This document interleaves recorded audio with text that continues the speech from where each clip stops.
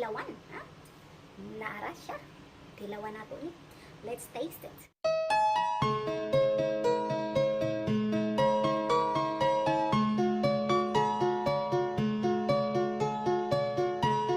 Welcome to the channel of Being Yuli, you guys. Here I am again. I will welcome back to my channel. It's been a while that I did not see you guys.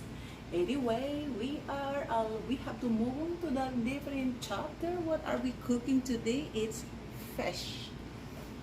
Fish. Isda, di ba? Isda. We Filipino love isda. It's tilapia, di ba? It's up to you guys what kind of fish you like. You like salmon, tilapia, you like halibut, mahi-mahi. But today, I am going to cook tilapia. Here we go. Join me cooking with tilapia. Let's go to our ingredients today for our tilapia. We have fresh ginger.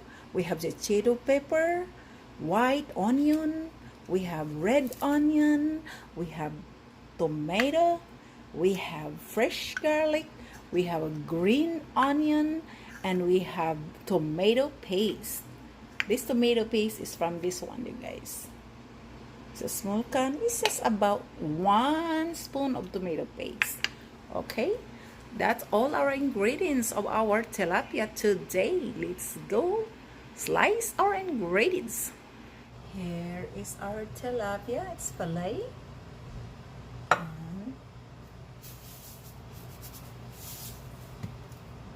Also,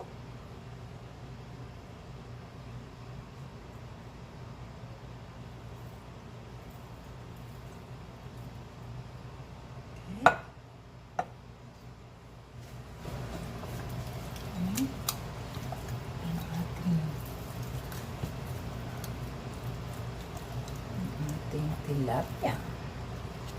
This is the tilapia fillet that I would prepare to cook. My people here doesn't know how to pick bones, so I will cook this tilapia like this. You can fry them.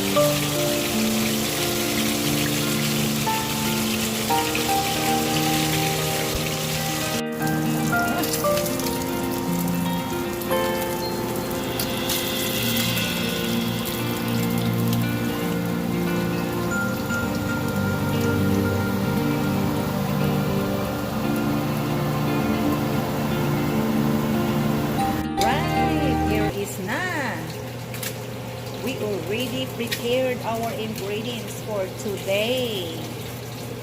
See, everything is prepared. While we are frying our fish. That's ready. So we have grilled really nice. We're gonna put our garlic. Garlic. And our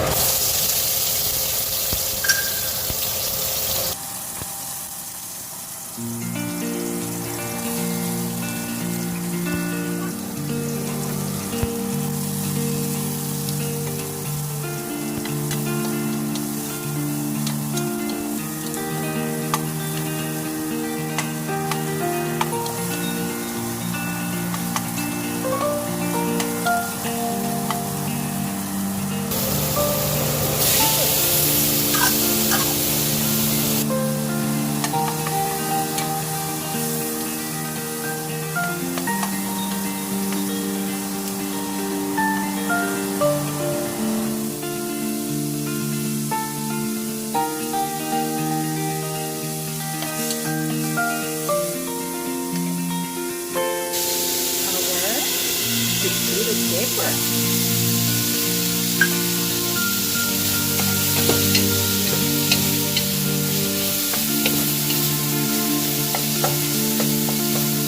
Alright, we can leave it just like that. Okay, for a little bit. Let's make our sauce. It's about half cup of water. We have some black pepper, soy sauce, just like about 2 teaspoons of soy sauce. You have to make sure enough if you have soy sauce. Right there. Okay. We're gonna have vinegar. Vinegar is just like 1/4 cup. You need to have a little bit sour in your cooking. We have 3 spoons of sugar.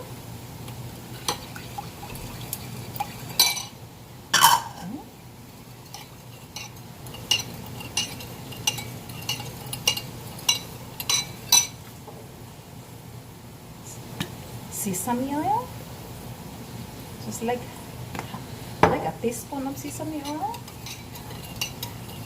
Okay. You mix your tomato paste here. Okay. Just like that.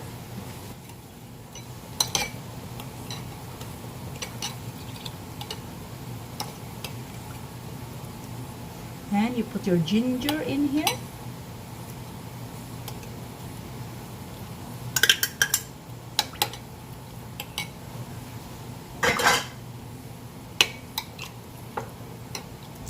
Okay, this is our sauce. Okay.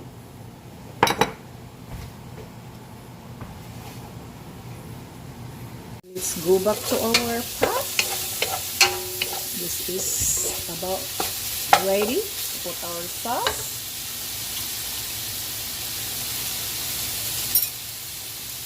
Where is our sauce?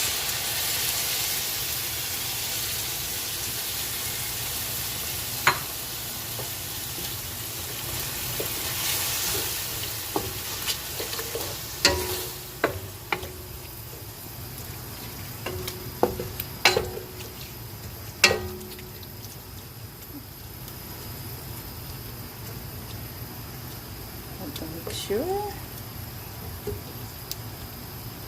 because I love fresh ginger. Fresh ginger should not be really cooked. Okay, let's wait until boil.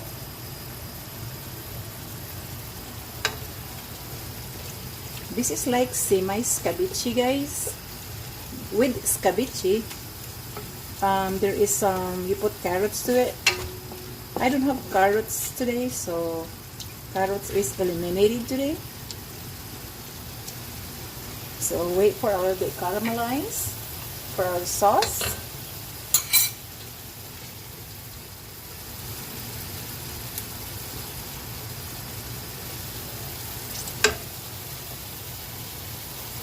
Okay, that's boiling already. We can put our tilapia.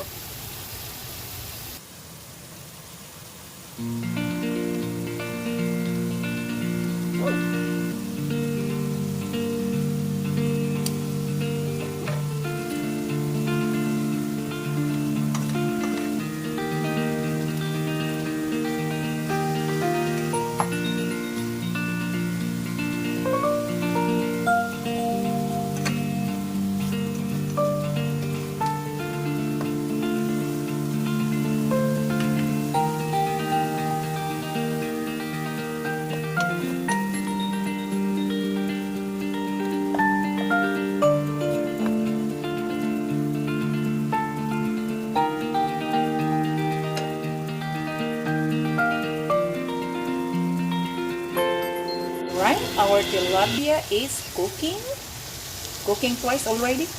Okay, just like that. Just a little bit of caramelized. We have to add our green onion there. Green onion is very easy to cook, so even though that's half cooked, that is okay. You don't have to cook it very good. Cook it very too long, just like that, because the heat will cook it. Alright, that should be enough. Let's turn this up. Kunya, unsa kahay verdict sa ato ang niluto karon. This is how it is when it's done. That looks super delicious.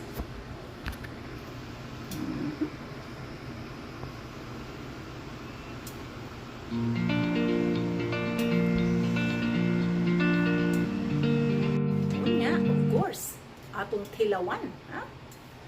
Naara siya. Tilawan nato ni. Let's taste it.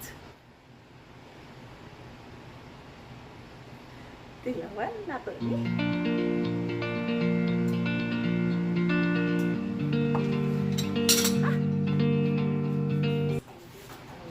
Rice.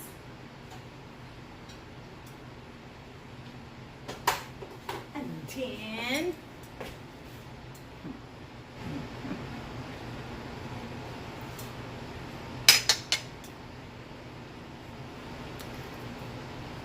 let's try.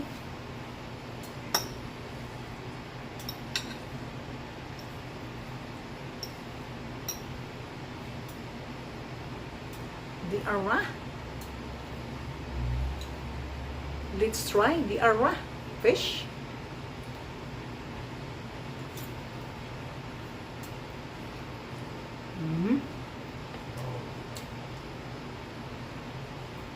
Medyo manamis-namis siya, girl.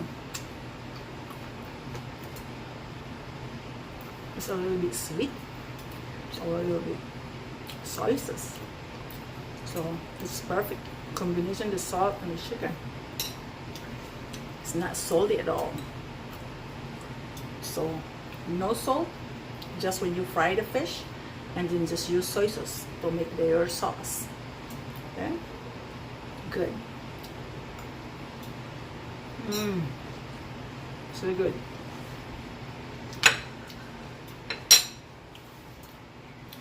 Well, again, thank you for watching, you guys, and I'll see you guys next time. Don't forget to share, like, and subscribe. Again, this is being Yuli. Thank you for watching. Bye bye.